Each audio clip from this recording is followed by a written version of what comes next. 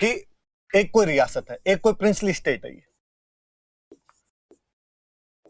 रियासत है, ये प्रिंसली स्टेट है कोई एक, और ये संधि कर रहा है अंग्रेजों के साथ। अंग्रेज बोले तो कंपनी, ईस्ट इंडिया कंपनी हुआ करती थी, अंग्रेजों की कंपनी, उनके साथ संधि कर रहे हैं। जब भी किसी रियासत के साथ कंपनी संधि करती, सिंपल सीधी सीधी सी बात किया करती थी। अंग्रेजों ने आके इस रियासत को कहा कि भाई साहब, आज के बाद तेरी तरफ से लड़ाई के अधिकार हमें देते, या और अच्छे शब्दों में बताऊं तो इस रियासत की सुरक्षा की जिम्मेदारी, सिक्योरिटी, अंग्रेजों ने कहा कि तेरे को आज के बाद लड़ने की आवश्यकता नहीं है, तेरे पे कोई लड़ाई करे हम जाएंगे तेरे तरफ से लड़ने के लिए, तेरी सुरक्षा के अधिकार हमें देते। कोई दूसरा तेरे खिलाफ आए, अपने राजाओं का देख लेना, वो मराठे आएंगे, पिंडारी मराठे, ये लड़ते हैं हमसे, तो चिंता ही मत कर, हम लड़ेंगे अब तेरी तरफ से। पर जब हम उनसे लड़ेंगे तो उनसे बातचीत करने का अधिकार भी तो हमारे पास होना चाहिए। कब लड़ें, कहां लड़ें, कब रोकें, कब शुरू करें, ये भी तो बात होनी चाहिए। ये तो है नहीं अनवरत लड़ाई चलती रहेगी, कभी लड़ाई में संधि भी करनी पड़ जाती है, तो वो अधिकार भी तो हमारे पास होने चाहिए। तो उसने, राजा ने कहा ठीक, जब मेरी तरफ से लड़ने ही तुम जाओगे तो बातचीत भी तुम ही कर लेना। तो अंग्रेजों ने कहा तो फिर दो मामले हो गए, सिक्योरिटी तो देगा ही, एक्सटर्नल अफेयर्स, विदेशी मामले भी हमें दे। राजा ने कहा ठीक है। तो अंग्रेज किसी भी रियासत से दो चीज ले लिया करते थे, एक तो सुरक्षा और एक विदेशी मामले, सिक्योरिटी अफेयर्स, और दूसरा आपके एक्सटर्नल अफेयर्स का दो या फॉरेन अफेयर्स का दो, विदेशी मामले। कि अब ये रियासत इस रियासत से बातचीत करेगी तो ये राजा इस राजा से बातचीत नहीं कर सकता, इस राजा की तरफ से अंग्रेज बातचीत करेंगे। कहा ठीक, हम तेरी सुरक्षा करेंगे, और तेरी सुरक्षा नहीं, तेरे बाद तेरे बेटे, पोते, पड़पोते, सड़पोते, लड़पोते, सबकी सुरक्षा की जिम्मेदारी हमारी है। जब तक सूरज और चांद रहेगा संधि मानी जाएगी। मतलब जब तक दोनों की तरफ से संधि का वॉयलेशन नहीं किया जाता है, उल्लंघन नहीं किया जाता है, तब तक अपने बीच में संधि बनी रहेगी। राजा ने कहा और चाहिए ही क्या, मराठों पिंडारियों से तुम पीछा छुड़वा ही दोगे कि हाँ, और कब मराठे पिंडारी छोड़, तेरे पे कोई आंच भी आएगी तो तेरे राज्य के अंदर भी यदि कोई तेरे को हटाने की कोशिश करेंगे, हम तेरा साथ देंगे। कहा ठीक है, और ही ठीक है। राजा सामंतों से बड़ा परेशान हुआ करता था, सामंत चलते ही विद्रोह कर दिया करते थे कई बार, राजाओं की हालत इन दिनों में खराब चल रही थी थोड़ी, तो कहा हम दबाएंगे। अंग्रेजों ने कहा उसकी तू चिंता ही मत कर। पर अंग्रेजों ने कहा कि अब जब हम तेरी सुरक्षा करेंगे तो फिर हमारी सेना तेरे को रखनी पड़ेगी। राजा ने कहा ठीक है। तो अंग्रेज अपनी एक सेना की टुकड़ी, अंग्रेजों की एक सेना की जो टुकड़ी है वो अब यहां पे रहती थी, रियासत की, अंग्रेजों की सेना की टुकड़ी रियासत के अंदर रहेगी। अब जब तेरे विदेशी मामले हम देखेंगे तो एक बातचीत करने वाला अधिकारी भी तो होना चाहिए, क्या बात करनी है क्या नहीं करनी है, वो एक बंदा भी तो यहां पर रहना चाहिए। राजा ने कहा ठीक है, एक बंदा छोड़ दो। तो अंग्रेज अपना एक बंदा राजधानी के अंदर छोड़ते थे, अपनी सेना छोड़ते थे, अपना एक बंदा छोड़ते थे। वो बंदा पॉलिटिकल मैटर देखेगा, लड़ाई झगड़े ये सब तो पॉलिटिकल मैटर है, राजा से बात करना नहीं करना, राजा से संबंधित मामला, राजनीतिक पॉलिटिकल मैटर है। तो वो बंदा पॉलिटिकल मैटर देखा करता था। पॉलिटिकल मैटर देखता इसलिए उसको बोलते थे पीए, पॉलिटिकल एजेंट, पॉलिटिकल एजेंट कहा करते थे। या उसका एक नाम और हुआ करता था, चूंकि वो राजधानी में रहता था, उसका राजधानी में रेजिडेंस होता था, कि वो रियासत की राजधानी में रहेगा, यहां उसका रेजिडेंस है, तो उसको कहते हैं रेजिडेंट। हालांकि कई जगह अलग अलग भी हुआ करते थे, इनमें थोड़ा थोड़ा अंतर भी हुआ करता था, पर बड़े तौर पर अपने को यही याद रखना है कि अंग्रेजों का एक आदमी जो राजधानी में रहता था उसको पॉलिटिकल एजेंट बोलते थे या उसको रेजिडेंट बोला करते थे।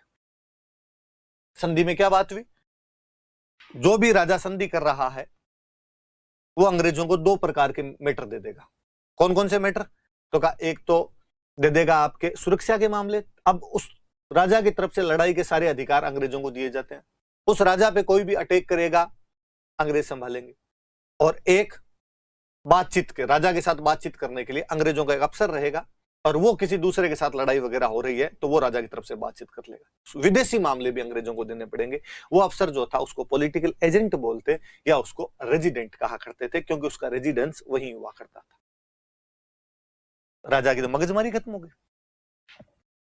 अब राजा कहता तो वापस बदले में क्या लोगे मेरे से, तो अंग्रेज कहते हैं कि बदले में तू हमें रुपए दे दिया कर। तो बदले में जो राजा थे वो अंग्रेजों को धन दे दिया करते। राजा को पता था कि अंग्रेजों को नहीं दूंगा तो मराठे पिंडारी तो लूट लूट के लेके जाते ही है, मराठों की लूटमार चालू थी, इनको देना पड़ता है, इससे अच्छा इनको दे दो यार, अंग्रेजों को दे दो, इस लूटमार से तो बच जाएंगे, ये भले हैं बाप, मराठों का इनको तो भरोसा ही नहीं, चलते आते खेत बाढ़ते आते हैं कोई, तो इनको ही दे दिया जाए, अपने कोई दिक्कत नहीं। ये संधि थी सीधी सीधी। अंग्रेजों ने एक बात कहा कि तेरे इंटरनल मैटर के अंदर हम कोई भी इंटरफेयर नहीं करेंगे, तू जाने तेरा काम जाने। अब ऐसा उन्होंने सब रियासतों के साथ कर ली। मान लो राजस्थान के अंदर खूब सारी रियासतें हैं और उन्होंने सबके साथ ऐसे संधियां कर ली, यहां पर भी अंग्रेजों की सेना, यहां पर भी अंग्रेजों की सेना, सब जगह अंग्रेजों की सेना, सब जगह अंग्रेजों का रेजिडेंट। अब इस रियासत और इस रियासत के बीच में युद्ध होगा यदि, तो इधर से भी अंग्रेज लड़ेंगे, इधर से भी अंग्रेज लड़ेंगे, इनके बीच बातचीत होगी तो इधर से भी अंग्रेज करेंगे, इधर से भी अंग्रेज करेंगे। इसलिए अंग्रेजों के आने के बाद राजस्थान में लड़ाइयां बंद हो गई थी। अंग्रेजों के आने के बाद हम केवल वासन पीर वाली लड़ाई पढ़ते हैं बीकानेर जैसलमेर के बीच में, वो यूं पंगे पंगे में ही हो गई थी, बाकी अंग्रेजों के आने के बाद आपस में कोई लड़ाइयां नहीं हुई। धन्यवाद दिया जाना चाहिए उनको, शांति काल था, पीसफुल एनवायरमेंट तो वही लेके आए थे, वरना थे 700 ईस्वी से लेके 1818 तक तो या तो पहले तुर्कों मुगलों से भिड़ते रहे, बाद में कोई मराठों से पिंडारियों से लड़ते रहे, और कोई नहीं मिला तो आपस में गुत्थम गुत्था हो गया। लड़ाइयां तो थी, उनसे यदि पिंड छुटा है तो बापड़े भले अंग्रेज थे जिन्होंने आके कम से कम उनसे पिंड छुड़वाए, क्या लड़ाई वड़ाई नहीं करनी। और अब सबकी तरफ से जब अंग्रेजों को बातचीत करनी थी तो अपने आप ही शांति करवा दी। पर मुझे लगता है यार वो कितने इंटेलिजेंट लोग थे, कितना दिमाग था उनमें। आप देखो कि वो गए, मान लो जयपुर के राजा के पास आए और जयपुर के राजा को आके उन्होंने कहा कि जयपुर के राजा जी, जगत सिंह सेकंड जी, संधि करोगे हमसे? राजा ने कहा कर लूंगा, क्या करना है संधि में? करना कुछ ही नहीं है, हमारी सेना रख लो, आपके लड़ने की काम आएगी, बदले में धन दे दो। राजा ने कहा सिंपल ही है क्या? हाँ ठीक है, तो आज के बाद रक्षा करेंगे अंग्रेज, जयपुर का राजा उनको पैसा दे देगा। अच्छा रक्षा कैसे करोगे, सैनिक तो तुम्हारे पास है ही नहीं। अंग्रेजों ने कहा वो हम देख लेंगे। दूसरे दिन अंग्रेजों ने जयपुर के अखबार में विज्ञापन दिया कि सेना के लिए इतने फीट हाइट, इतना सीना, इतना वेट, इतनी उम्र युवाओं की आवश्यकता है, पहले आओ पहले पाओ। दूसरे दिन जयपुर के युवा दौड़ दौड़ के गया, मुझे ले लो। अंग्रेजों ने आर्मी में उनको ले लिया, हट्टे कट्टे नौजवान देख के। जयपुर के युवा जयपुर की सेना में है, जयपुर की रक्षा करते हैं, जयपुर का राजा पैसा देता है, नाम अंग्रेजों का है। क्या इंटेलिजेंस है यार लोगों की।